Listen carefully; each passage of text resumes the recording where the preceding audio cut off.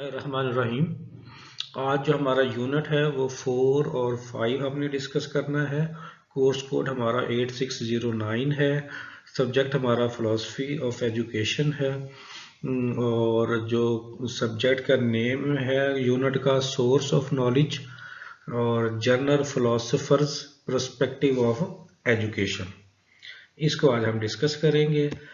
सबसे पहले जो है हमारे ऑब्जेक्टिव्स क्या होंगे। जैसे हम हर जो प्रेजेंटेशन होती है उसको स्टार्ट करने से पहले हम पहले डिस्कस करते हैं कि इस प्रेजेंटेशन को या इस यूनिट को पढ़ के हम क्या अचीव करेंगे, वो हम अपने ऑब्जेक्टिव में डिसाइड करते हैं। तो इसी तरह हमारी आज की प्रेजेंटेशन में जो ऑब्जेक्टिव्स हैं, after reading this unit you will be able to describe significance of different sources of knowledge. हमने कहा कि डिफरेंट सोर्सेज ऑफ नॉलेज तो होते हैं, उसकी सिग्निफिकेंस को डिस्क्राइब करेंगे, फिर डिफरेंशिएट करेंगे between different sources of knowledge को। तीसरा आपके पास ऑब्जेक्टिव है identify the reliable sources of knowledge. जैसे हमने पहले भी कहा था कि सोर्स ऑफ नॉलेज बहुत सारे हैं, कुछ अथेंटिक और रिलायबल होते हैं और कुछ अथेंटिक और रिलायबल नहीं होते, लेकिन होते दोनों तरह के सोर्सेज ऑफ नॉलेज हैं। अच्छा, अब हम देखते हैं तो आपके पास सोर्सेज में लिखा हुआ है, ये आपके पास है सर्कल बने हुए हैं मल्टी कलर्स में शो करने के लिए कि कौन कौन से जो हैं सोर्सेज ऑफ नॉलेज है। सबसे पहले जो है आप देखें ऊपर से रिवील्ड से शुरू कर लें कि एक रिवील्ड है जाहिर होना आपके पास, वो आपके पास एक सोर्स ऑफ नॉलेज है कि एक चीज़ का आपके ऊपर पता चलता है अचानक से आपको, तो वो आपके पास रिवील्ड सोर्स ऑफ नॉलेज है। दूसरा इंट्यूशन, इनको स्टेप बाय स्टेप हम आगे डिस्कस करेंगे, फिलहाल इनके नाम आप लोगों के साथ शेयर कर रहा हूँ। तीसरा अथॉरिटी, चौथा रैशनल और पांचवा इंपिरिकल। अब हम बारी बारी है सबको डिस्कस करते हैं। रिवील्ड क्या होता है? Revealed this sort of knowledge is based upon revelation from some supernatural celestial being। इसका मतलब ये हुआ कि सुपर पावर है, सुपर नेचुरल फोर्स है कि जो आपको नॉलेज जो है जाहिर करती है, नॉलेज प्रोवाइड करती है। इस तरह का जो नॉलेज होता है वो आपके पास रिवील्ड नॉलेज कहलाता है। अच्छा, उसके बाद जी something to relate with religion, इसको हम किसके साथ रिलेट करते हैं? रिलीजन के साथ रिलेट करते हैं। तीसरा क्या है? Basis for phenomena properties as well as the belief in God. तो ये बेसिकली फिनोमिनल प्रॉपर्टीज हैं और जिसमें हमारा बिलीव किसके ऊपर होता है? गॉड के ऊपर हमारा बिलीव होता है। उसके बाद क्या? Knowledge that exist independent of human conception, ये वो नॉलेज होता है जो ह्यूमन कंसेप्शन से इंडिपेंडेंट होता है।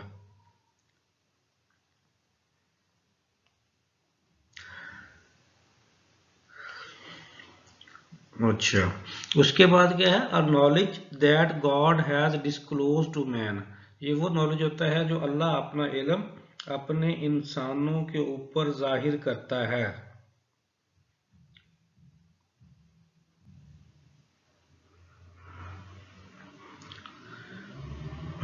तो रिवील का लफ्जी मतलब क्या होगा? नाजल होना। God inspired certain men to write down the truth that he revealed to them।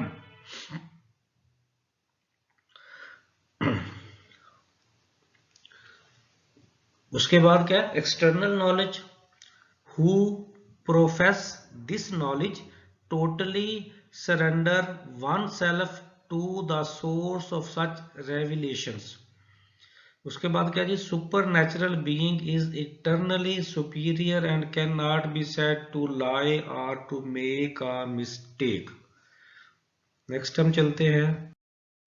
In the Islamic tradition the Quran is held to an authoritative and revealed source of knowledge. तो अगर हम बीइंग अ मुस्लिम हम देखें कि revealed source of knowledge क्या है, तो हमारे पास कुरान पाक है। और बीइंग मुस्लिम ह्यूमन हमारा ये बिलीव है कि अल्लाह कुरान पाक अल्लाह ताला की किताब है। इसी तरह in the Christian fold dreams vision and even the Bible have come to be accepted as a form of revealed knowledge. जिस तरह मुसलमानों के लिए कुरान पाक रिवील्ड नॉलेज है, इसी तरह क्रिश्चियनिटी के लिए बाइबल जो है वो उनके लिए रिवील्ड नॉलेज है। Revealed knowledge is associated with interpretation of message. Revealed knowledge किससे रिलेटेड होता है? इंटरप्रिटेशन ऑफ मैसेज से होता है, कि जिसमें बेसिकली अल्लाह की तरफ से मैसेज की वजाहत की होती है या मैसेज के बारे में बताया होता है कि अल्लाह का क्या मैसेज है। It is not suitable for classroom situation as teacher can not impact objective knowledge based on revelation. ये हम ये नहीं कह सकते कि हम ये नॉलेज जो है वो क्लासरूम में जो है वो टीचर किसी सिचुएशन में बना के जो है उसको इम्पेक्ट करे, तो ये कुछ ज़्यादा सूटेबल नॉलेज उस हवाले से नहीं होगा। रिलीजियस पॉइंट ऑफ व्यू से हम इसको कहते हैं कि ये ऑथेंटिक है, अथॉरिटेटिव है। जो जिस जिस रिलीजियस बैकग्राउंड का होता है, जब मिसाल के तौर पर जो इस्लामी किताबों को मानने वाले मज़ाहिब हैं, तो उनकी जो बुक्स है वही उन्हीं के लिए रिवील्ड नॉलेज के तौर पर प्रेजेंट होती है। इंट्यूशन, इंट्यूशन क्या है जी आपके पास? Acquiring knowledge that is based on subjective feelings. Intuition क्या होता है? वजदान जिसे कहते हैं, कि आप कहते हैं कि मुझे ये है, मुझे ये ख्याल आया है या मुझे ये ऐसा लगा था तो फिर ये ऐसे हो गया। तो इस तरह का जो नॉलेज होता है वो आपके पास इंट्यूशन है, जो प्योरली आपकी फीलिंग्स बेस्ड होता है, कि जिस तरह का आपके एहसास होते हैं उसी तरह के आपको ख्यालात आते हैं। और सम टाइम कुछ लोग ये क्लेम करते हैं कि उनको जो ख्यालात आ रहे हैं उनकी रियलिटी है और वो हकीकत में आगे दिखाई भी देते हैं।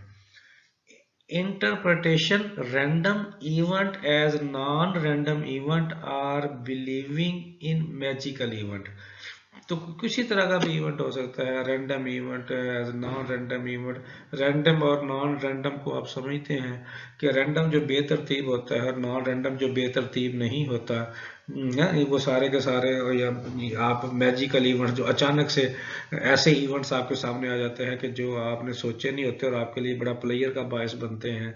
मिसाल के तौर पर वो कहता है कि you may have heard someone say bad thing happen in threes, कि आप सुनते हैं कि किसी तीसरे के बारे में कि कुछ बुरा या बुरे अल्फाज या बुरी थॉट जो है वो आप किसी से सुनते हैं या आपको महसूस होती हैं। Where does this idea comes from? Actually कहता है ये आइडिया आता कहाँ से है? Intuition knowledge is the ability to utilize and acquire knowledge without the use of reason. और ये इस तरह का जो नॉलेज जो आपको फीलिंग्स के जरिए आ रहा है, ये कहता है कि विदाउट इक्वायर नॉलेज या विदाउट आपके पास इक्वायर वो नॉलेज है जो विदाउट रीजंस आपके पास आ रहा है। It is the most personal way of knowing. ये most personal way of knowing है कि एक इंसान का जाती तरीकाकार है जानने का, दूसरा इंसान इसको श्योर नहीं कर सकता कि वाकई ये इंसान जो क्लेम कर रहा है कि ये इसकी जो फीलिंग्स है इसकी किस हद तक एथेंटिसिटी है। उसकी प्रैक्टिकल एप्लीकेशन में पता चलता है कि जो वाकई जो वो कह रहा है ऐसा हो भी रहा है कि नहीं हो रहा। अगर वैसा हो रहा तो हम उसकी बात को जस्टिफाई कर लेते हैं, अगर वैसा ना हो रहा हो तो हम उसकी बात को जस्टिफाई नहीं करते। It is immediate cognition or sharp inside. Cognition के बारे में मैंने आपको कहा था कि फौरन जो आपका थॉट प्रोसेस है, कॉग्निशन प्रोसेस है या आपका इनसाइड प्रोसेस है, फौरन जो आपको रिस्पॉन्ड करता है किसी भी सिचुएशन में, और आपके जेल में जो ख्यालात आते हैं, जो बात आती है और उसके ऊपर जो आप डिसीजन लेने की तरफ जाते हैं, वो जो नॉलेज है वो आपके पास इंट्यूशन नॉलेज कहलाता है। तो हमने यहाँ पे दो तरह के आपके पास सोर्सेज पढ़े, एक रिवील्ड सोर्स पढ़ा और दूसरा इंट्यूशन पढ़ा। रिवील्ड में हमने कहा कि एक्चुअली कोई सुपर नेचुरल फोर्स जो है या सोर्स जो है वो इल्म जो है इंसानों तक मुहैया करते हैं, और बीए का मुस्लिम हमारे लिए जो सुपर सोर्स है वो अल्लाह ताला की ज़ात है, और जिस सोर्स के ज़रिए हमारे पास अल्लाह ताला अपना इल्म भेजते हैं वो आपके पास कुरान पाक है। और कुरान पाक की शक्ल में वो किताब जिसको हम अपने लिए बहुत ज़्यादा मुकद्दस मानते हैं, और उसमें लिखा हुआ हर एक लफ्ज़ जो है ये मानते हैं कि ये अल्लाह का कहा हुआ जो है लफ्ज़ है, और हमारे पैगंबर हज़रत मोहम्मद सल्लल्लाहु अलैहि वसल्लम के थ्रू जो है अल्लाह ताला ने कुरान इंसानों तक भेजा और उसकी तालीम दी। इसी तरह जो क्रिश्चियनिटी है, जूइश है, सबकी अपनी अपनी जो है अलामी किताबें हैं, और वो उन्हीं बुक्स को मानते हैं कि ये रिवील्ड नॉलेज है। इसी जो इंट्यूशन के ऊपर हमने बात की, उसमें कहा कि प्योरली आपकी सब्जेक्टिव फीलिंग्स के ऊपर बेस करता है, और ये जो फीलिंग्स होती हैं वो किसी भी इवेंट के हवाले से हो सकती हैं। रैंडम इवेंट हो सकता है, नॉन रैंडम इवेंट हो सकता है, या मैजिकल इवेंट, कुछ भी हो सकता है। मिसाल के तौर पर वो जैसे उसने मिसाल दी कि हम है कुछ बुरा ख्याल आना किसी तीसरे के बारे में, ऐसे हैं, तो ये आपके पास इंट्यूशन की एक एग्जांपल है। और हम इसमें ये भी हम बात करते हैं कि आपके पास ये जो नॉलेज होता है ये विदाउट रीज़न होता है और मोस्ट पर्सनल होता है, और जो एक इंसान की थॉट प्रोसेस या इनसाइट होती है उससे जो रिफ्लेक्शन आ रही होती है, उसका जो नॉलेज इंसान को फील हो रहा होता है वो इंट्यूशन नॉलेज कहलाता है।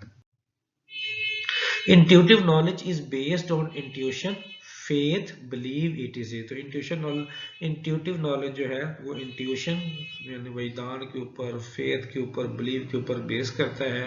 Human feelings plays greater role in intuitions.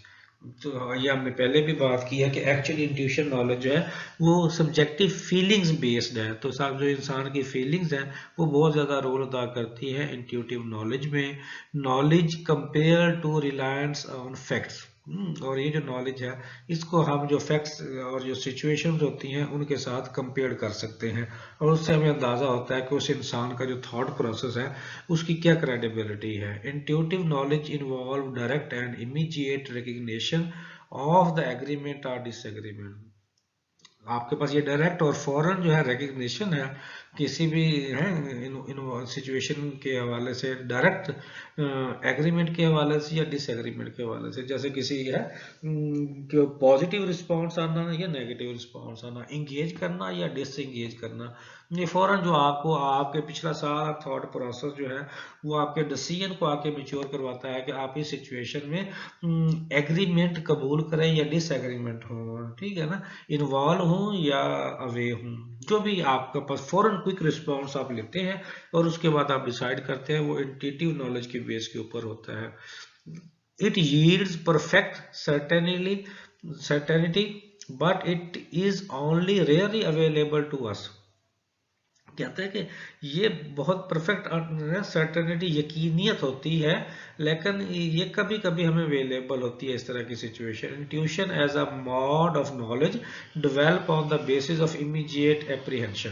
तो इमीडिएट एप्रीहेंशन की बेस के ऊपर जो है इंट्यूशन नॉलेज डेवलप होता है। Bertrand Russell 1912 claimed that all our knowledge of truth depend upon our intuitive knowledge.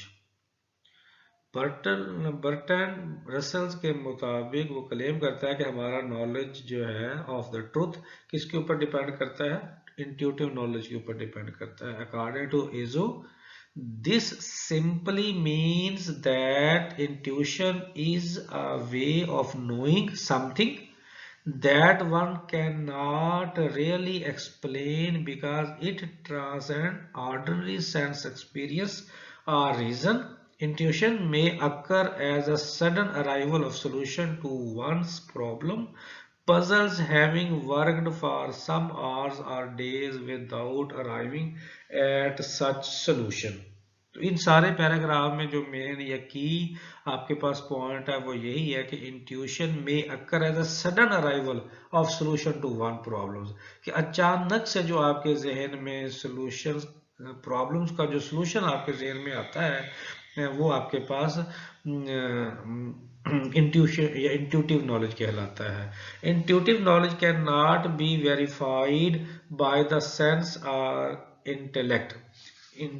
चूंकि पर्सनल फीलिंग की बेस के ऊपर है, इसलिए इस नॉलेज को वेरीफाई नहीं कर सकते बाय सेंस के जरिए भी और इंटेलेक्ट के जरिए भी। The true knowledge that comes from beyond the intellect and that is the intuitive knowledge. और जो ट्रू नॉलेज आपको आ रहा है जो है इंटेलेक्ट से भी बियॉन्ड, वो आपके पास इंट्यूटिव नॉलेज कहलाता है। तो ये दो है हमारे पास, हमने डिस्कस किया। एक हमने डिस्कस किया रिवील्ड नॉलेज को, और दूसरा हमने डिस्कस किया इंट्यूटिव नॉलेज को या इंट्यूशंस को। अब हम डिस्कस करते हैं अथॉरिटी को। अथॉरिटी क्या होती है? Authoritarian knowledge relies on information that has been obtained from books, research paper, experts, supreme power। यानी ऐसा इल्म जिसका ऑथेंटिक सोर्स हो, ऑथेंटिक हमें पता हो। जैसे बुक है तो हमें पता होगी कि ये किस राइटर ने लिखी हुई है, ठीक है ना। तो उसका जो सोर्स है उससे पता चलता है। जैसे कुरान पाक एक अथॉरिटी है, बुक जो है जो हमारा रिलीजियस बुक है और वो अथॉरिटी माने। इस तरह रिसर्च की बुक्स हैं, तो वहाँ से जो हम कोटेशन लेते हैं या वो रेफरेंस लेते हैं, वो ऑथेंटिक माना जाता है एजुकेशन के अंदर, रिसर्च के अंदर। इसी तरह जो रिसर्च पेपर्स होते हैं, मिसाल के तौर पर मैंने एक इशू के ऊपर जो है एक रिसर्च पेपर लिखा, जैसे मिसाल मैं इंटॉलरेंस के ऊपर जो है एक रिसर्च पेपर लिखता हूँ, तो उसमें जो जो मैं फाइंडिंग्स और कंक्लूजन्स करूंगा, तो जब आप मेरी वो फाइंडिंग्स और कंक्लूजन्स को कोड करेंगे, तो साथ मुझे भी कोड करेंगे, ये शो करने के लिए कि ये एक अथॉरिटेटिव, एक अथॉरिटी रखता है ये नॉलेज, क्योंकि इसको बकायदा है मैं एक रेफरेंस के साथ बयान कर रहा हूँ या बयान कर रही हूँ, और जहां से मैं बयान कर रहा हूँ उसने उस काम को तहकीक के बाद पब्लिश किया है। क्योंकि मैं अपना काम, रिसर्च पेपर का मतलब तो ये है कि मैं अपना काम रिसर्च की, मैंने उसे पेपर को लिखा, अब पब्लिश करने के लिए मैं पब्लिशिंग कंपनी के पास भेजता हूँ, और वो पूरे पेपर का रिव्यू करती हैं और वाकई देखती हैं कि उसने वाकई कुछ नया किया है या नहीं किया। कुछ नया किया होता है तो तब उसको पब्लिश करते हैं। और उसकी फिर कैटेगराइजेशन होती है कि कौन सा जर्नल जो है वो किस किस लेवल का है वो है। और नॉर्मली जो है जेड कैटेगरी सबसे लो कैटेगरी है, फिर वाई है, फिर एक्स है, फिर डब्ल्यू है। ये जैसी ये उल्टी गिनती चलती है कि जैसे जैसे ये हम जेड से वापस आते जाएंगे, तो वो रिसर्च पेपर जहाँ पब्लिश हुआ होता है उसकी अथेंटिसिटी उतनी ज़्यादा बढ़ती जाती है। तीसरा आपके पास एक्सपर्ट्स हैं। अपनी अपनी फील्ड के बहुत सारे लोग होते हैं, जो मिसाल के तौर पर एक इंसान ने 20 साल एक फील्ड में लगाया या एक एरिया पे लगाया, उसके बाद जब आप उसे बुलाते हैं और वो जो बातें कर रहा होता है, तो उसको हम कहते हैं कि वाकई ही ये जो बंदा बात कर रहा है वो ठीक है। जैसे आप टीवी टॉक या टेबल टॉक आप सुनते हैं, अगर आपके पास है मईशत की बात हो रही हो, तो जो मईशत दान है पाकिस्तान की गिनती के 3-4 लोग जब वो आके बैठे होते हैं, तो जब वो एनालिसिस करते हैं हमारी मईशत का, तो हम कहते हैं वाकई ये वाले बंदे जो बात कर रहे हैं ऐसी ही बात है। क्यों ऐसी बात है? क्योंकि उनके पास फैक्ट्स एंड फिगर के साथ मवाद होता है, और वो जो बात बता रहे होते हैं हमें वो बात समझ भी आ रही होती है। इससे है बीइंग अ टीचर, जब हम स्टूडेंट्स के सामने होते हैं तो हम अपने सब्जेक्ट्स के एक्सपर्ट्स होते हैं, तो समटाइम बुक सामने नहीं भी होती, तब भी टीचर का कहा हुआ हम एक्सेप्ट कर रहे होते हैं, और हम समझते हैं कि वही बात किताब में लिखी हुई होगी, या जो उसका जो भी सोर्स है वो वही होगा जो टीचर बता रहा है। और सुप्रीम पावर जो है, जैसे चाहे वो आपके पास अथॉरिटी अल्लाह ताला की ज़ात है या वो बुक की शक्ल में रिलीजियस पावर है कुछ, तो आपके पास सुप्रीम पावर जो है वो भी आपके पास अथॉरिटी कहलाती है। कोई भी हो, दुनियादारी के हिसाब से देखो, जो आपका हुक्मरान है वो आपका सुप्रीम पावर है, वो अथॉरिटी रखता है, वो आपको डिसाइड करता है कि ये गलत है, ये ठीक है, ये गलत करोगे तो सजा मिलेगी, ये ठीक करोगे तो अप्रिसिएशन मिलेगी, और आप लोग उसकी उस रूल को, उस लॉ को मानते हैं और उसके मुताबिक अपनी ज़िंदगी गुजारते हैं। Authoritative knowledge comes from the expert. Authoritative knowledge जो है वो हमेशा एक्सपर्ट से आता है। It is only as valid as the assumption on which is stand. जो आप assumptions ले रहे होते हैं, अंडरस्टैंड कर रहे होते हैं, समझ रहे होते हैं, तो ये वो है उसी तरह से ये वैलिडेट होता है, ये वैलिडेटेड नॉलेज होता है। अ सोर्स ऑफ इंफॉर्मेशन है लिमिटेशन, जो सोर्स ऑफ इंफॉर्मेशन है जो आपको वसूल है उसकी कुछ लिमिटेशंस होती हैं। इसमें लिमिटेशन का मतलब महदूद पैमाने पे आपको ये सारी इंफॉर्मेशन जो है मिल रही होती है। उसके बाद है आपके पास रैशनल। रैशनल क्या होता है जी? Rationalists believe that knowledge can be arrived at through the use of reason or deductive reasoning. Rationalist इस बात पे बिलीव करते हैं, यानी रैशनल नॉलेज जो आपके पास जिसे हम कहते हैं, अक्सर टर्म जो है वो भी यूज करते हैं कि आपके पास ये नॉलेज आपके पास आता है यूज ऑफ रीजन। रीजन की बुनियाद के ऊपर जो नॉलेज आपके पास होगा, जिस नॉलेज में लॉजिक होगी, जिस नॉलेज में रीजन होगी, या दूसरे लफ्जों में डिडक्टिव रीजनिंग का वर्ड यूज हुआ है। तो मैंने कल भी आप लोगों के साथ शेयर किया था कि दो तरह की टर्म्स यूज होती हैं, एक इंडक्टिव रीजनिंग का वर्ड यूज होता है और दूसरा डिडक्टिव वर्ड रीजनिंग का वर्ड यूज होता है। इंडक्टिव का मतलब होता है आपके पास जनरलाइज करना, कि कोई एक काम आपने किया है उसको जनरलाइज कर दिया, और डिडक्टिव होता है जो जनरलाइज होता है उसको स्पेसिफिक कर देते हैं। जैसे मिसाल के तौर पर इंडक्टिव में आपने देखा कि एक क्लास स्कूल में, एक क्लास में आपने राइटिंग टीचर लगाया और उस बच्चों की क्लास की राइटिंग अच्छी हो गई, तो आपने राइटिंग टीचर सारे स्कूल के बच्चों के लिए लगा दिया, जनरलाइज कर दिया। इसी तरह आपने देखा कि जो है शुरू में सुबह आते ही बच्चों को अगर अच्छी तरह से चेक कर लिया जाए तो बच्चे जो हैं वो डिसिप्लिन हो जाते हैं। तो जब स्कूल में ये सोच के बच्चे आते हैं कि इस तरह से शुरू में ही बच्चों को कवर किया जाए तो बच्चे डिसिप्लिन हो जाते हैं, तो क्लास में भी टीचर शुरू में ही बच्चों को कवर करेगा और इस तरह से वो सोचेगा कि क्लास में भी बच्चे ऐसे ही डिसिप्लिन होंगे। तो जो जनरल टू स्पेसिफिक होता है वो डिडक्टिव होता है, स्पेसिफिक टू जनरल। और इसके और भी बहुत सारे वेज हैं इंडक्टिव के और डिडक्टिव के, फिर हम आगे इसको आगे हमारे मटेरियल आएगा तो वहां पे हम इसको डिस्कस भी करेंगे। बहरहाल थ्योरेटिकल जो थ्योरी होती है वो आपके पास इंडक्टिव होती है, और जो आपके पास प्रैक्टिकल आपकी चीज़ें आप आती हैं वो आपके पास डिडक्टिव में आती हैं। द व्यू दैट रीजनिंग और logic is the central factor in knowledge is known as rationalism. वही बात मैंने पहले पिछली लाइन में भी हुई है कि रीजनिंग या लॉजिक वो सेंट्रल फैक्टर है नॉलेज का है। अगर हम रीजनिंग और लॉजिक की बेस के ऊपर नॉलेज लेते हैं तो वो रैशनलिज्म कहलाता है। Reasons play a role in observation. Reasons कहाँ से आती हैं? ऑब्जर्वेशन से आती हैं। And so that the mind is more fundamental than the sense in the process of knowledge acquisition. और जो हमारा माइंड है ये more fundamental sense in the perception of knowledge acquisition है, कि इसके हमारे माइंड में है इस जो सेंसेस आपके पास 5 सेंसेस हैं जिसके जरिए आपके माइंड में इन सेंसेस के जरिए आपका माइंड क्लिक करता है और उसके जरिए जो नॉलेज की आपके पास क्या होती है, एक्विजिशन होती है। और माइंड उसी बात को एक्सेप्ट करता है जो लॉजिक और रीजन की बेस के ऊपर हो रही हो।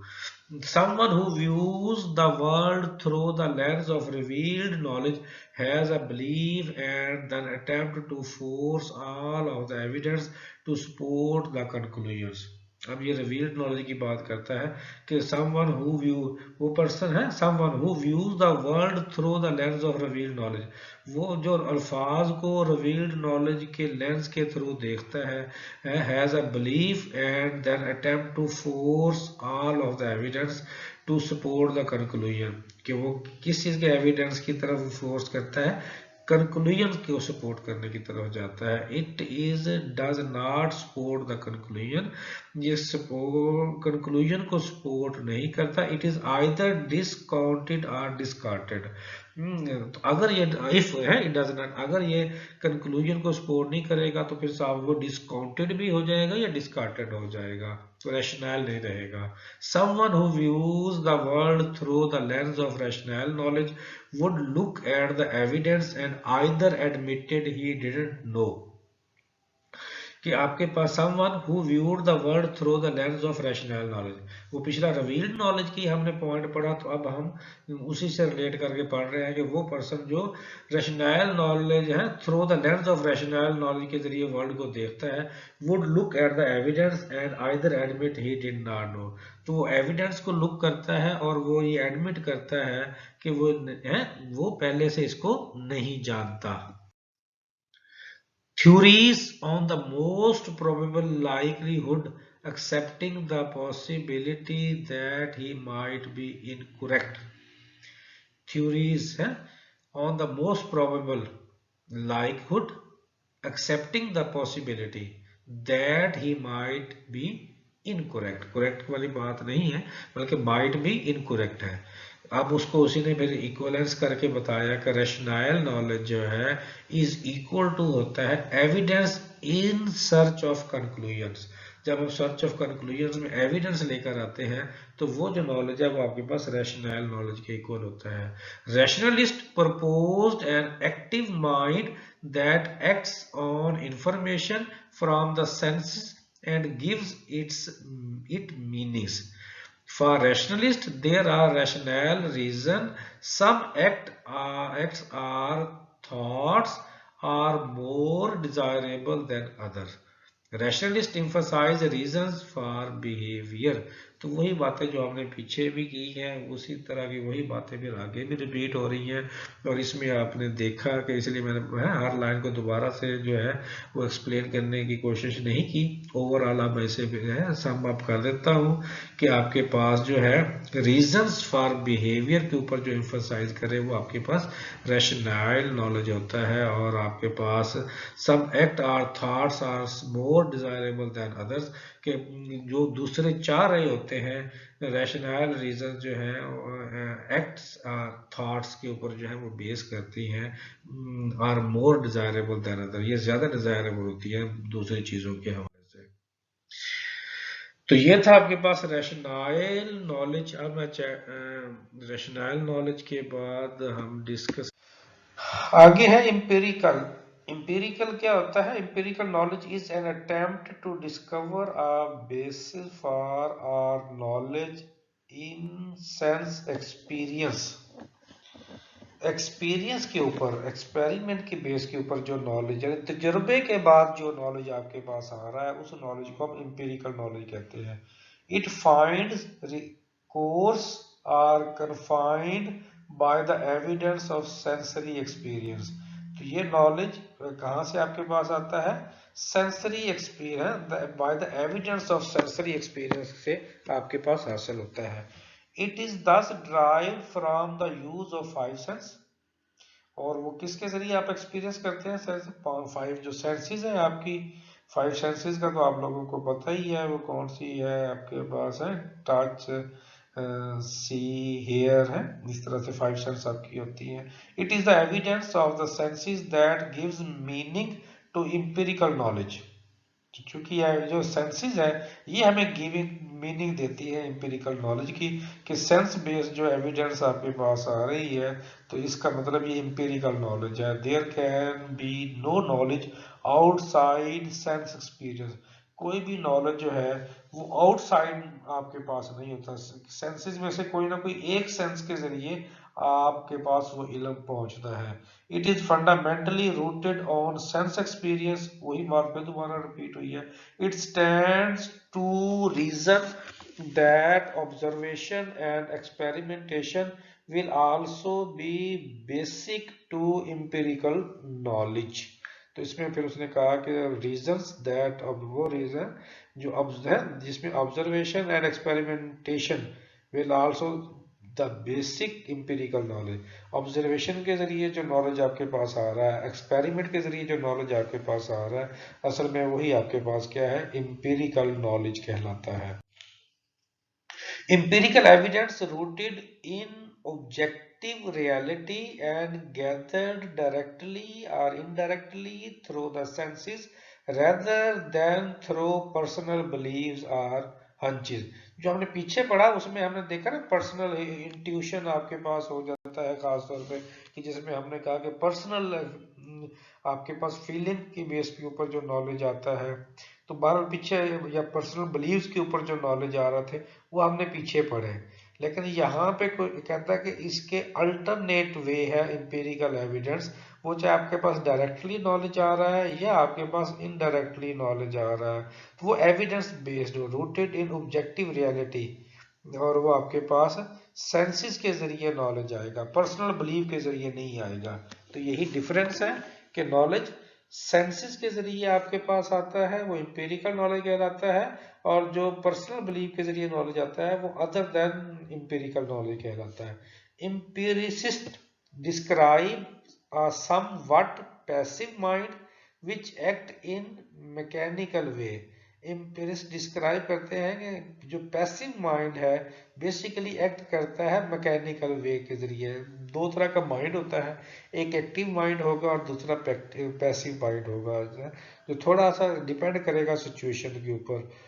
एम्पिरिस्ट propose that experience, memory, association, and hedonism determine not only how a person thinks and act but also his or her morality। Empirists emphasize mechanical cause of behavior। तो अब इसमें वो पीछे भी हमने बात की थी मैकेनिकल आपके पास जो है वे की, या मैकेनिकल काज के ऊपर जो है वो जोर देते हैं एम्पिरिस्ट। मैकेनिकल का मतलब भी यही होगा कि वो एक्सपेरिमेंट की बेस के ऊपर जो है आपके पास जो कंक्लूजन आएगा, आउटपुट आएगी, रिजल्ट आएगा, वो आपके पास एम्पिरिकल नॉलेज कहलाएगा। समरी अब हो रही है, इसका मतलब ये हमारा जो चैप्टर है वो सम अप हो रहा है। इसमें आपके पास जो जो आपने पढ़ा, एक सबसे पहले हमने रिवील्ड नॉलेज पढ़ा। रिवील्ड क्या कहता है? Revealed knowledge is the basis for कॉयला phenomena properties as well as the belief in God. सादा लफ्जों में जो है अल्लाह के ऊपर जो हमारा यकीन है वो आपके पास रिवील्ड नॉलेज शो करता है। Revealed knowledge or revelation is that body of knowledge that exists independent of human conception। तो रिवील्ड नॉलेज जो ह्यूमन के कंसेप्ट में, अंडरस्टैंडिंग में जो आपके पास चीज़ें आ रही हैं, रिवील्ड नॉलेज उस पर डिपेंड नहीं करता। इसको मनोवान इंसान ने मानना होता है, उसकी अंडरस्टैंडिंग या उसकी कंसेप्शन हो या ना हो। Revealed knowledge describe as a knowledge that God has disclose to man. ये दूसरे लफ्जों में भी कहता है कि रिवील्ड नॉलेज वो नॉलेज है जो अल्लाह ताला इंसान के ऊपर अपना नॉलेज जाहिर करता है। In the Islamic tradition the Quran is held to be an authoritative and revealed source of knowledge. Intuitive knowledge आगे पे, ये रिवील्ड नॉलेज के 3-4 पॉइंट्स आगे। अब इंट्यूशन की बात हम करते हैं। Intuitive knowledge is the ability to utilize and acquire knowledge without the use of reason. Intuition में रीजन नहीं होती, जस्टिफिकेशन नहीं कोई देनी होती कि ये नॉलेज ऐसे आया है। Intuitive knowledge involve direct and immediate recognition of the agreement or disagreement of the two ideas, it yield perfect certainty। तो ये सारी बातें हमने पहले पढ़ ली, जस्ट उसकी समरी बयान कर रहे हैं। Intuition is a way of knowing something that one cannot really explain because it transcends ordinary sense experience or reason। Intuitive knowledge is supposed to be greater, finer, higher than the mere exercise of reason। कि just आप reason के base के ऊपर जो knowledge आप हासिल करते हैं, इंट्यूटिव नॉलेज उससे ग्रेटर है, फाइनर है, हायर है। But we not clearly told Y.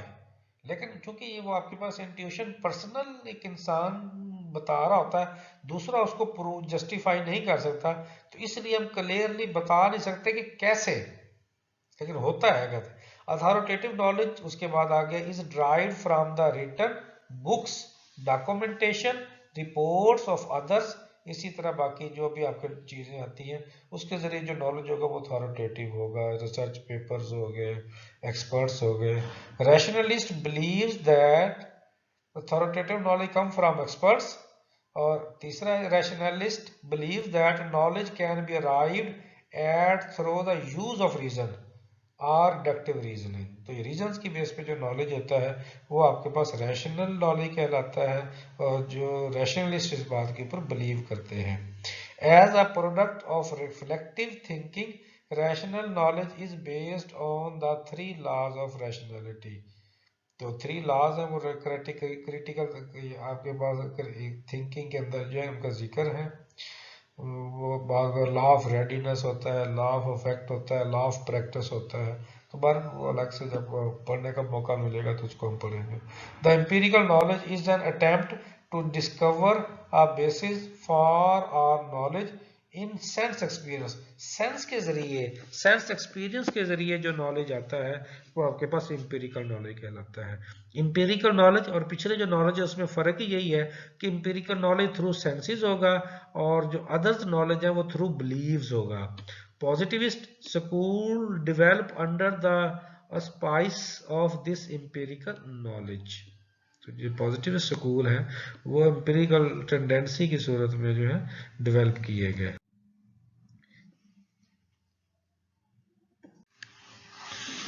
अब हम डिस्कस करते हैं यूनिट 5 को, Greek philosophers perspective on education.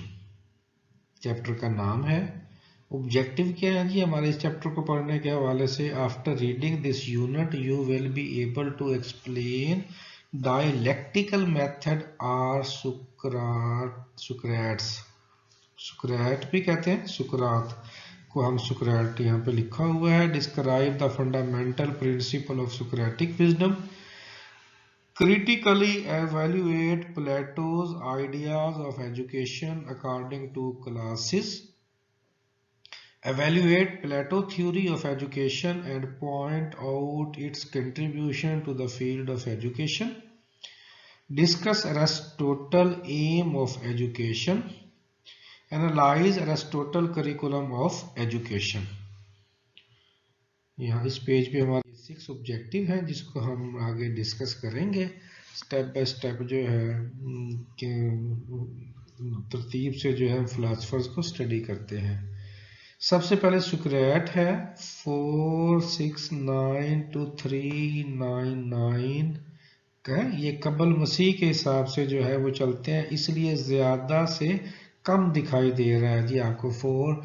Otherwise तो हम ये पढ़ते हैं जैसे अब हम पढ़ते हैं अपने ईस्वी के हिसाब से कि एक इंसान जो है वो 19वीं सदी में पैदा हुआ, 1950 में पैदा हुआ या 1970 में पैदा हुआ और उसकी डेथ जो है वो 2020 में हुई है। तो इस तरह से हम पढ़ते हैं। लेकिन जब कबल मसीह की बात करेंगे तो वो आपके पास उलट चलेगा, 469 to 339 उतना पीछे चलती जाएगी जी। Believe that one arrives at the truth by questioning the assumption on which all things are based। ये आपके पास जो सुकरात था एक्चुअली यही बानी है, इसने कोई किताब तो नहीं लिखी क्योंकि ये पढ़ा लिखा नहीं था और जो है, लेकिन फिलॉसफी जो है उसका आगाज इसी ने किया था। आपको पता होगा इसने जहर का जो है वो प्याला पिया था, ये बड़ा मशहूर सा जो वाक़या है, उसके बारे में मुख्तलिफ मिथ भी पाई जाती हैं, कोई किस तरह से बताता है कोई किस तरह से बताता है। बहरहाल मैं आप लोगों के साथ शेयर करता हूँ जो मैंने अंडरस्टैंडिंग की है कि ये बेसिकली जो था सुकरात वो बहुत ज़्यादा रिच पर्सन नहीं था या रिच पेरेंट का बच्चा नहीं था, गरीब था, लेकिन इसके ज़हन में थॉट्स बहुत ज़्यादा आती थी और ये अक्सर ही चलते किसी इंसान को खड़ा कर लेता और उसके साथ अपने आइडियाज़ की शेयरिंग शुरू कर देता। आहिस्ता आहिस्ता ये हुआ कि उसके वो बातें लोगों को अंडरस्टैंड होने लगी और लोग उसके पास खड़े होकर उसकी बातें सुनने लग गए और उसकी अक्सर बातें वो थी जो हाकम वक्त के स्कूल ऑफ थॉट या नज़रिए के ख़िलाफ़ थी। तो और ये फिर आहिस्ता आहिस्ता उसको पॉपुलैरिटी मिलती गई। फिर पता ये चला जो है जो पढ़ने में आया है कि इस बेस के ऊपर चूंकि ये गलत नज़रिया लोगों को फैला रहा है, लोगों को मुतनफ़र कर रहा है बादशाह से या हाकिम वक्त से, तो इस बेस पे उसको पकड़ लिया गया। उसके बाद फिर दो तरह की बातें आती हैं कि उसको सजा देने लगे, तो उसने कहा कि या तो आप अपने नज़रिए से हट जाओ, तो या फिर ये जहर का प्याला पी लो। तो उसने जहर का प्याला पकड़ा और पी लिया। लेकिन जो मैंने पढ़ा वो इस तरह से है कि वो किसी जेल में था, जब जहाँ पे बंद किया गया, तो वो जेल के लोग भी सारा शाम को आके उसके पास बैठ जाते और उसकी बातें सुनने लग गए और उसको आइडियलाइज करने लग गए। तो फिर क्या हुआ, उन्होंने कहा कि हम ऐसा करते हैं कि ये आपको मार देंगे, इसके अलावा आपको ये बाहर नहीं जाने देंगे। तो उसका हल यही है कि हम आपको रात के अंधेरे में इस मुल्क की सरहद से बाहर पहुंचाते हैं ताकि आपकी ज़िंदगी तो बच जाए ना। तो इसने क्या किया कि इसने कहा जी हम आपको एक बात समझाता हूँ, आप जहर का प्याला मंगवाओ, फिर मैं आपको एक लेसन देता हूँ। तो उसने जहर का प्याला मंगवाया और वो पीने लग गया, जो कि उसे पता चल गया था ये मुझे मार देंगे। और ये कह गया कि मैं अगर आपके कहने पे इस मुल्क से बाहर सरहद से चला जाऊं, मेरी ज़िंदगी तो बच जाएगी लेकिन मेरा नज़रिया मर जाएगा। मैं जहर का प्याला इसलिए पी रहा हूँ कि मेरा वजूद तो मर जाए लेकिन मेरा नज़रिया ज़िंदगी भर जो है वो ज़िंदा हो जाए। और देखेंगे आज की फ़िलासफ़ी जो है वो सुकरात के बगैर मुकम्मल नहीं होती। और उसने वही बताया हुआ है कि वो किसके बात करता है, questioning the assumption on which all thing based. तो क्वेश्चनिंग के ऊपर बात करता है। उसके बाद उसका जो स्टूडेंट था जिसने पहली किताब लिखी वो प्लेटो था। उसका जो दौर है वो 4282 टू 347 कबल मसीह है। ये स्टूडेंट ऑफ सुकरात है। उसके बाद आपके पास अरिस्टोटल आ जाता है। अरिस्टोटल जो है वो 384 322 कबल मसीह है। और ये फिर प्लेटो का स्टूडेंट है। प्लेटो सुकरात का स्टूडेंट, और आपके पास जो अरिस्टोटल जो है वो प्लेटो का स्टूडेंट है। तस्वीरें भी बनी हुई है तीनों की। Greek philosophy and its origin. Greek philosophy and its origin इसको स्टडी किया हुआ है। फिलॉसफी ये हम पहले पढ़ चुके हैं शुरू में कि इसका जो लफ्जी मतलब है वो आपके पास ग्रीक के वर्ड में लव ऑफ विजडम है, सच्चाई की तलाश है। Egyptian contemplated how the natural world around them work। उनके मुताबिक जो है नेचुरल वर्ल्ड आपके इर्द गिर्द कैसे काम करता है। Early Greeks use mythological story आपके to explain the natural world. शुरू के जो ग्रीक थे वो मिथ के ऊपर जो है वो बयान करते थे कि नेचुरल वर्ल्ड किस तरह का होगा। 17th सेंचुरी कबल मसीह 20 Greek looked for new more practical explanation. तो ग्रीक में यूनान के अंदर जो है प्रैक्टिकल एक्सप्लेनेशन के साथ जो है आपके पास चीज़ें आना शुरू करी, लोग चीज़ों को देखने लग गए। और सबसे पहले क्या आ गया, सुकरात का दौर आ गया। वो शुरू में हमने पहला पेज जो थोड़ा थोड़ा उसका पढ़ा, आगे इसकी अब ये डिटेल आ रही है। 469 to 399 BCE why what little we know come from his student Plato and his enemy Aristophanes है। क्योंकि सुकरात के दुश्मन भी बहुत बने। वो खुद तो किसी का दुश्मन नहीं था लेकिन उसके नज़रिए की वजह से उसके बहुत सारे लोगों ने जो है वो मुखालफत करना शुरू कर दी। हम्बल बर्थ जो है उस वाले से लिखा कि उसकी वजह से जो है वो नज़रिया सच्चाई वाला नज़रिया जो है उसने जोर पकड़ा। रोट नथिंग डाउन, अनपढ़ था, लिख कुछ नहीं सकता था, तो बोलता ही था, तो इसलिए उसने लिखा कुछ नहीं है। Founded on no formal school है, उसका कोई भी फॉर्मल स्कूल जो है उसमें से नहीं पढ़ा हुआ। Believed material things would not be bring happiness. और उसका यकीन था कि चीज़ें कभी भी खुशी नहीं ला सकती ज़िंदगी में। हम अक्सर कहते हैं ना कि हमारे पास घर हो, गाड़ी हो, पैसा हो, या जो भी विशेष चीजें देखते जाए दिल करता है कि ये हमारे पास हो। लेकिन कहते हैं ये चीजें जिसको पास मिलती भी जाती हैं तो ये कुछ आपके जस्टिफिकेशन नहीं है कि इसकी बेस के ऊपर आपको खुशी मिलेगी। और ये जो मैंने कहानी सुनाई है ये लाइन उसके बारे में है कि डाइड फॉर हिज प्रिंसिपल, अपने असूल के ऊपर अपनी जान दे दी, अपने अपने आप को कुर्बान कर दिया। तो ये इसका जो है वो बायोडाटा है। सो मैनी क्वेश्चंस, क्या क्वेश्चंस थे उसके? What should we do, how should we behave, what is the meaning of life, what is the meaning of happiness, is perfection possible, what constitute the good और just life, what is virtue, क्या है virtue, how should a man best conduct his life.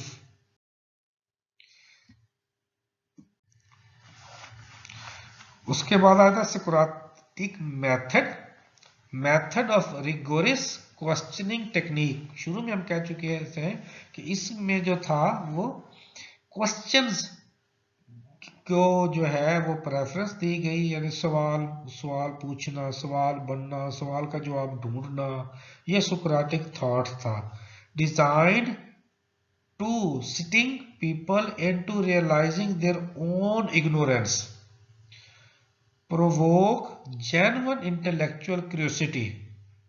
True knowledge gained only by constantly question assumption that underlie all we do। तो और इसमें वही वो बात conclude जो करता है कि आपके पास नॉलेज जो आपके पास आना है वो मुस्तकिल क्वेश्चनिंग से आना है। जितनी क्वेश्चनिंग आपके माइंड में आएंगी उनको थॉट्स आएगा, फिर उसके जवाब ढूंढने की कोशिश। जब क्वेश्चन ही जहन में नहीं आ रहा तो उसके जवाब हों भी सही तो आपको उसके जवाब से क्या लेना देना।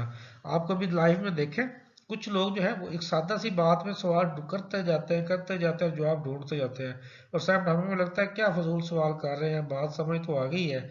लेकिन जब उन सवालों के जवाब मिल रहे होते हैं तो फिर हमें पता चलता है कि इन सवालों के जवाब तो हमें भी नहीं आते थे।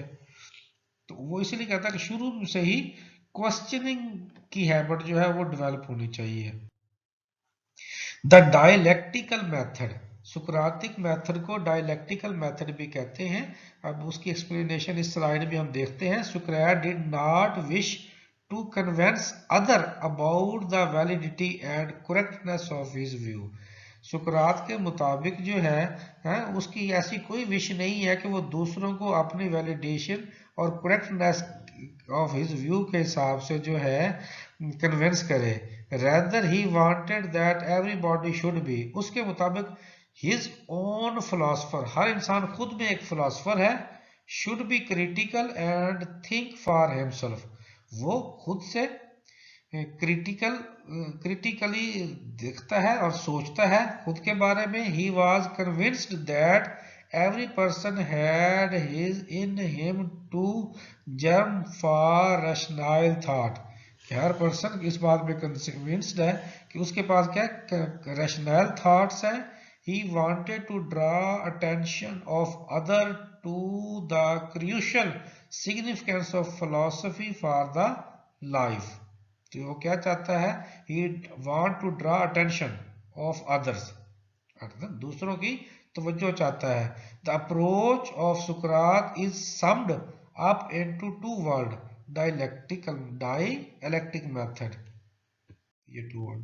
According to Socrates, knowledge is virtue, knowledge is vision of universal truth। To discover this knowledge, Socrates used dialectical method। He has nowhere given a systematic description of this method। His style of developing philosophical ideas was unique। इसके मुताबिक जो dialectical method चल रहा है कि जो philosophical ideas हैं वो यूनिक, जो डेवलप हो रहे हैं वो यूनिक होते हैं।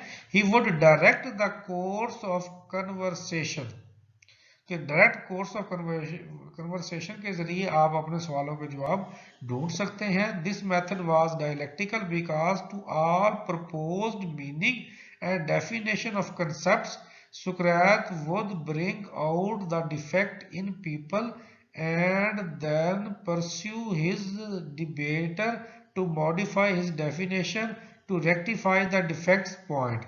कि वो पहले क्या करना है कि डिफेक्ट ढूंढना, फिर उसके बाद क्या करना, डिफेक्ट को रेक्टिफाई करना या डिफेक्ट को ठीक करना, जो है आपके पास ये डिफेक्ट पॉइंट को करेक्ट करना।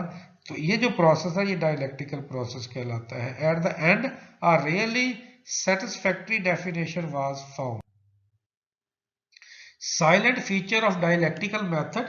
Dialectical method as employed by Socrates clearly displays the characteristics of methodological doubt, intellectual dialogue, deductive and inductive determination of truth, theory of knowledge, theory of concept, reason and definition in knowledge, knowledge and virtue।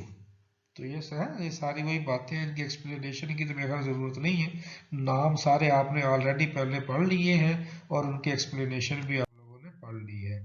Fundamental principle of Socratic education. Socratic education कैसी होगी?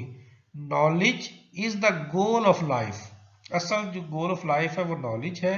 विर्च्यू can be taught, सच्चाई पढ़ाई जाएगी। Virtue is one, virtue is bliss.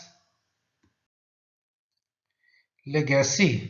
Legacy क्या है जी? Socrates use the claim of wisdom as his moral basis. जो वो अक्लमंदी का जो क्लेम करता है सुकरात, वो किसके ऊपर बेस करता है? मोरालिटी के ऊपर बेस करता है। Chief goodness consist in the caring of the soul concerned with moral truth and understanding. जो आपके पास केयरिंग ऑफ सोल है वो किससे कंसर्न है? मॉरल ट्रूथ और अंडरस्टैंडिंग के ऊपर। Wealth does not bring goodness. Wealth जो है, जैसे हमने पहले भी कहा, चीजें वो गुडनेस नहीं लाती, बट गुडनेस ब्रिंग्स वेल्थ। लेकिन अच्छाई जो है वो दौलत लाती है। And every other blessing both to the individual and to the state. और ये किसके लिए ब्लेसिंग है? इंडिविजुअल्स के लिए भी और स्टेट के लिए भी। Life without examination is no worth living. Examination mean dialogue. Dialogue के बिना जो है लाइफ की कोई वर्थ नहीं है। इसके मुताबिक I am a citizen of the world. मैं इस वर्ल्ड का सिटीजन हूं। I know nothing expect the fact of my ignorance. मैं इससे ज्यादा जो है नहीं जानता कि अपने इग्नोरेंस के अलावा इससे ज्यादा कुछ नहीं जानता। He would want to you to evaluate society and your own life regularly. तो एवेल्युएट क्या कहता है कि चाहिए सोसाइटी को एवेल्युएट करना और अपनी लाइफ को रेगुलरली बेस के ऊपर। प्लेटो स्टूडेंट है एक्चुअली सुकरात का।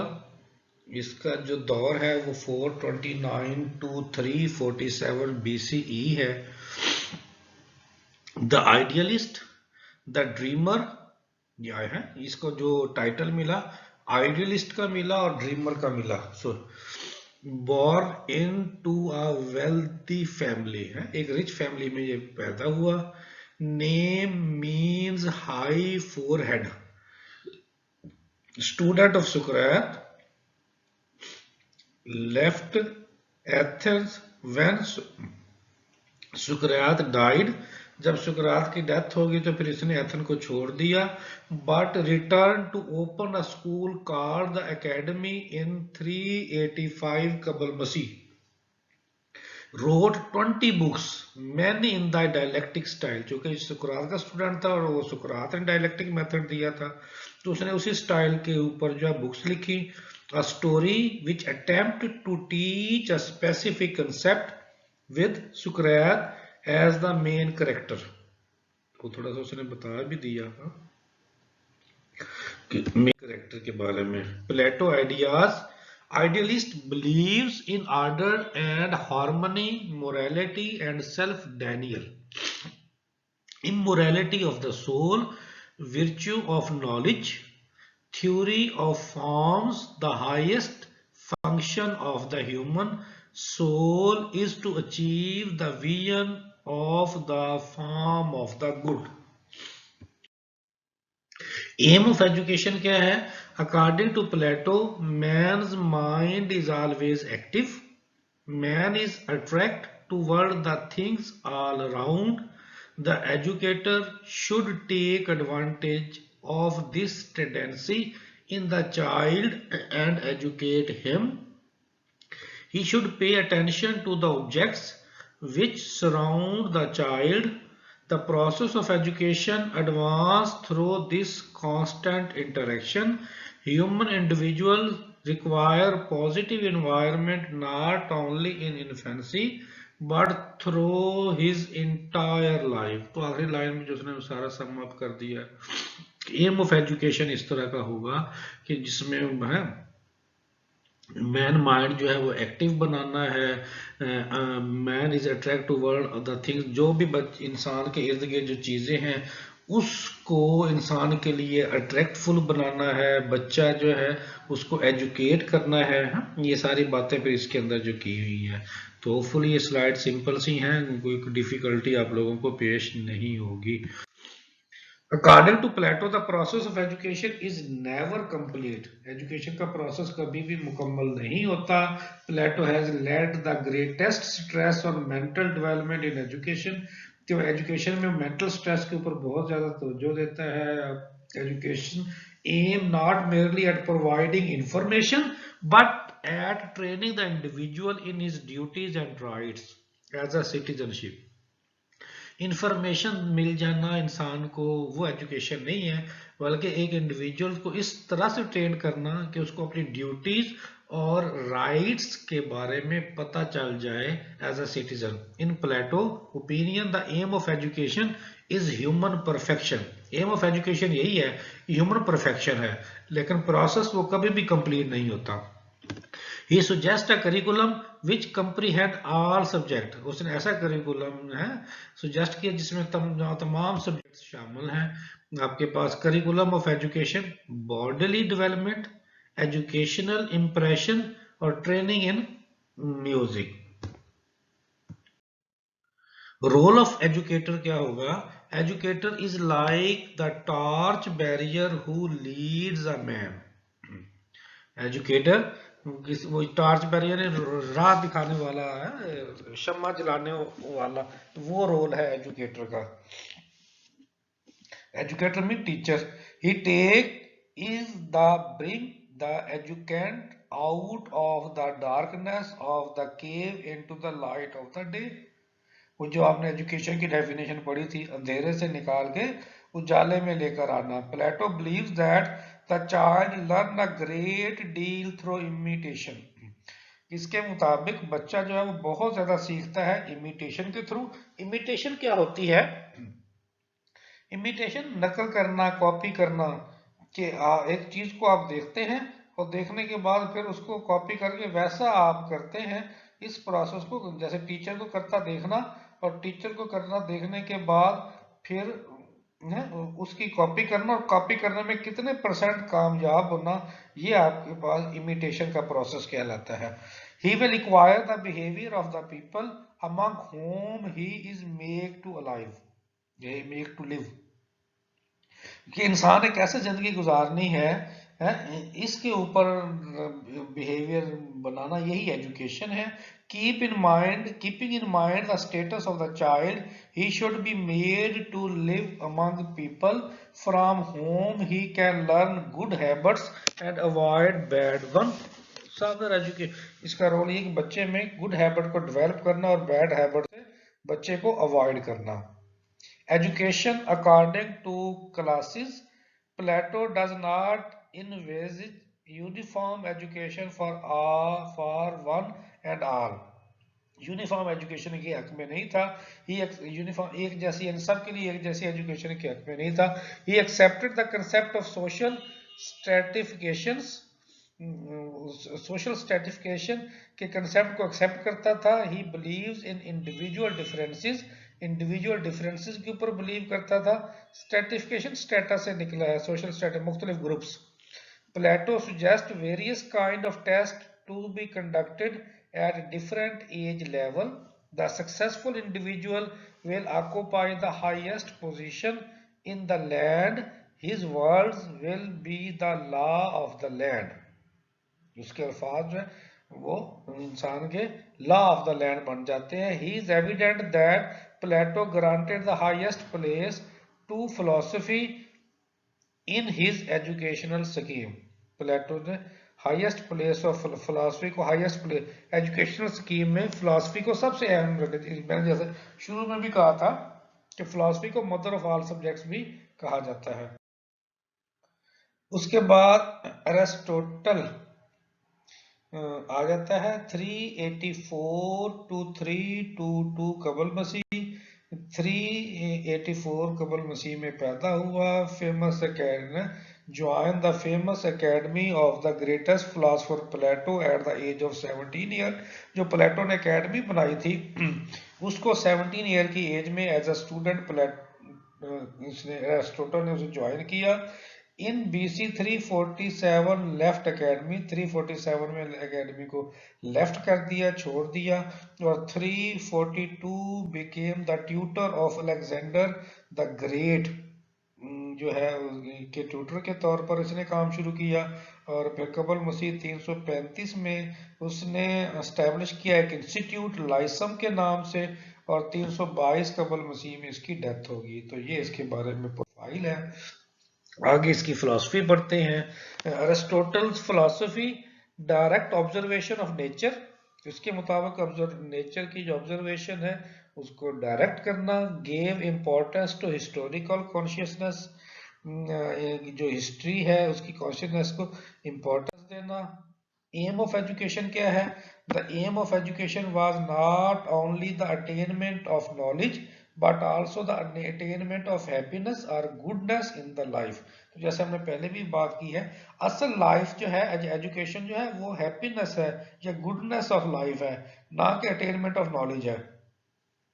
The aim of education was the welfare of the individual so as to bring happiness in their lives. Education is essential for the complete realization of the man. एक इंसान की मुकम्मल realisation के लिए education compulsory है। ये उस M of education था एरिस्टोटल का। Aristotle scheme of education, the early education is the responsibility of parent.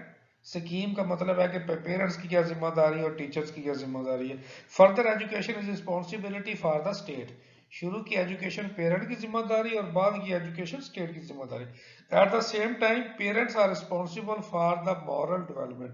Parents ही बच्चे की मॉरल डेवलपमेंट के जिम्मेदार हैं। कुछ कंट्रीज में अभी भी ऐसा है, मुझे कंट्रीज के नाम तो नहीं आता, कि अगर बच्चा कोई वायलेशन करता है लॉ की उस कंट्री के, खासतौर पे मॉरल वैल्यूज के हवाले से, तो उनके पेरेंट्स को सजा मिलती है, उनके पेरेंट्स को पकड़ा जाता है, बच्चे को कुछ नहीं कहा जाता।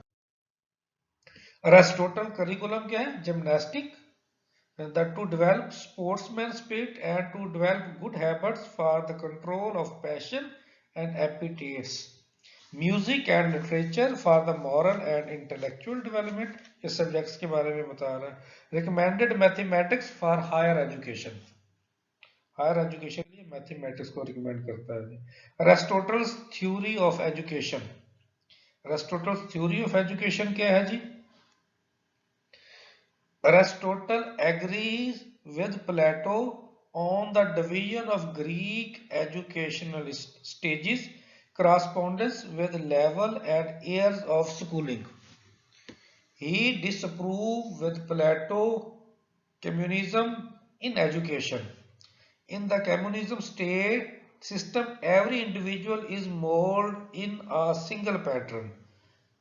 तो ये तो नहीं कहता कि सिंगल, ये इसने शुरू में बात कर दी कि इस सब यूनिफॉर्म एजुकेशन नहीं होगी, इंडिविजुअल बच्चे को डील किया जाएगा या ट्रीट किया जाएगा। Aristotle is the opinion that any individual in the state should be given opportunity to develop his talent to the full without any impediment to his progress, without censorship on the type of books he read or the opinion he hold. हाँ, ये वाली बात है कि बच्चों को इतनी आज़ादी दे देनी कि without censorship on the type of the books he read और द ओपिनियन ही होल्ड, जो जिस तरह की मर्जी बुक्स वो चाहे पढ़ना और जिस तरह का मर्जी ओपिनियन वो रखना चाहे। ये उसकी थॉट्स थी। Aristotle believe that since state is an organic unit and since the state is to be ruled by men who have been brought through education to a vision of true form of highest goodness बच्चे को तो highest goodness के ऊपर जो है वो prepare करना है और ये स्टेट की जिम्मेदारी है कि बच्चे के जो हाईएस्ट गुडनेस की हो, इस तरह की एजुकेशन प्लान हो कि बच्चे की हाईएस्ट गुडनेस जो है वो डेवलप हो। Aristotle method of teaching, deductive method और इंडक्टिव मेथड, वो मैं आपको पहले भी बता चुका हूँ। डिडक्टिव और इंडक्टिव क्या है, चाहे वो रीजनिंग हो, मेथड हो, कंसेप्ट वही है। जर्नलाइज से स्पेसिफिक करना और स्पेसिफिक से जनरलाइज करना, यानी जनरलाइजेशन को इंडक्टिव कहते हैं और स्पेसिफिक करने को हम क्या कहते हैं, डिडक्टिव कहते हैं। उसकी एक मिसाल मैंने पहले भी दी थी, तो मैं आप इसके आपके चैट बॉक्स में आ रहा हूँ, वहां पे आके थोड़ा सा एरिस्टोटल के इसके ऊपर मैं आपसे पूछता हूँ कि डिडक्टिव रीजन या डिडक्टिव मेथड, डिडक्टिव रीजनिंग या इंडक्टिव मेथड के बारे में आप लोगों की क्या। एरिस्टोटल के मेथड को हम पढ़ रहे थे कि एरिस्टोटल मेथड में इंडक्टिव मेथड और डिडक्टिव मेथड, डिडक्टिव मेथड आप लोगों को क्लियर हो गया होगा अब कि एक हमने कहा कि जर्नलाइज करना इंडक्टिव मेथड कहलाता है और स्पेसिफिक करना कंक्लूजन के हिसाब से वो डिडक्टिव कहलाता है। तो एक और भी हम डेफिनेशन हमारे सामने आई कि इंडक्टिव जो है जिसमें थ्योरी को डेवलप किया जाता है और डिडक्टिव के अंदर आपके पास जो थ्योरी आपके पास एक्टिव है उसको टेस्ट किया जाता है। लेगेसी ऑफ ग्रीक फिलोसफर्स, क्या है जी legacy of Greek philosophers? Taught us how to think, कि जैसे सोच रहे हैं वैसे पढ़ाया जाए। Provide a great deal of insight into the natural world,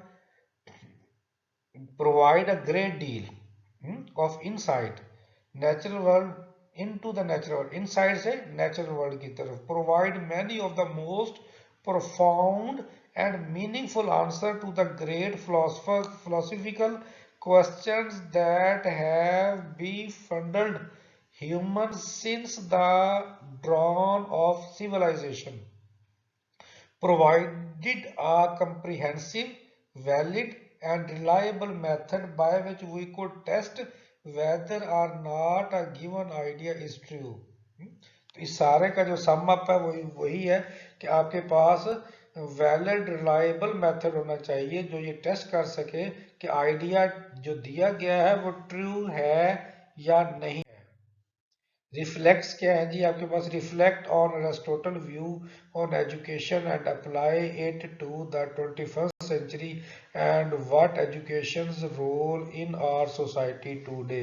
ये अब आप लोगों ने मुझे बताना है कि आपके पास क्या है। इसी के साथ ही हमारी आज की प्रेजेंटेशन जब मुकम्मल हो जाती है